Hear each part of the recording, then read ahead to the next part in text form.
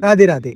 अगर आपके साथ किसी ने गलत किया है, तो क्या ये चीज आपको अधिकार देती है कि आप किसी और के साथ गलत करो? अगर ये सवाल आपके मन में है, तो रुको। महाभारत से इस सवाल का जवाब जानता है। कर्ण की स्टोरी सभी को पता है कि उसके साथ गलत हुआ था। वो सूत पुत्र था। उसे सूत पुत्र कहा गया। वो सूर्य पुत्र था, बट उसे सूत पुत्र कहा गया। एंड उसे कभी भी मौका नहीं मिला अर्जुन के समक्ष लड़ने का। बहुत सारे स्क्रिप्चर्स में कहते हैं कि उसे गुरुकुल से निकाल दिया गया। उसे सूत पुत्र होने के कारण शिक्षा नहीं दी गई, जो कि गलत है। उसे शिक्षा इसलिए नहीं दी गई थी क्योंकि उसने ब्रह्मास्त्र मांगा था और वो गुरु द्रोणाचार्य ने उसे देने से मना कर दिया। अपार्ट फ्रॉम दिस और बहुत सारी चीजें हैं जो लोग कहते हैं कि कर्ण के साथ XYZ चीजें हुई थी। आई अग्री, ठीक है।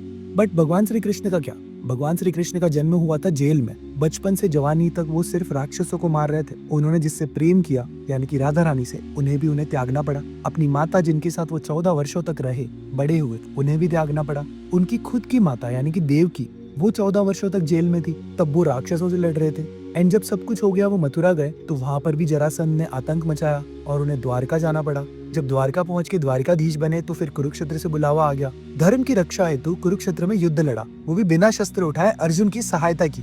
लेकिन बदले में उन्हें क्या मिला? उन्हें छलिया कहा गया, भगोड़ा कहा गया, रणछोड़ कहा गया। युद्ध खत्म होने के बाद माता गांधारी ने उन्हें श्राप दिया, जबकि उन्होंने कभी पूरे जीवन में अपने पुत्र दुर्योधन को एक शब्द नहीं कहा। अगर कहा होता तो शायद ये युद्ध नहीं होता।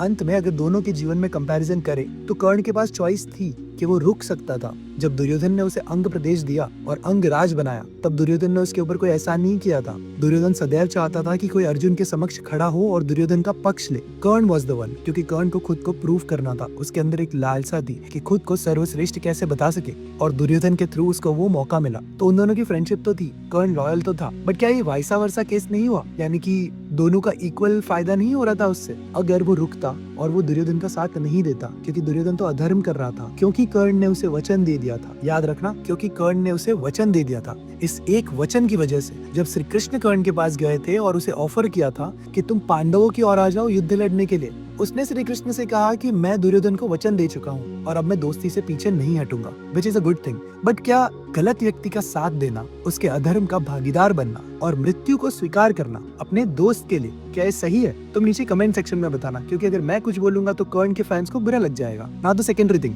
श्री कृष्ण ने यही चीज कर्ण से कही थी कि कर्ण के पास चॉइस थी हमेशा खुद को प्रूव करने के लिए, बट उसने नहीं सुना। तो जो सवाल मैंने आपसे शुरू में पूछा था कि अगर आपके साथ गलत हो रहा है, तो क्या ये आपको अधिकार देता है किसी और के साथ गलत करने का? इसका जवाब है नहीं। और अगर तुम ऐसा कर रहे हो, तो तुम पाप के भागी बन रहे हो और अधर्म कर रहे हो। ऐसा मत करना। अगर वीडियो अच्छा लगा तो लाइक जरूर कर लेना, अपने दोस्त के साथ शेयर कर देना, और ऐसे ही और भी वीडियोस देखने के लिए प्रोफाइल चेक कर लेना। जय श्री कृष्णा। और हाँ, लिंक रील चेक कर लेना।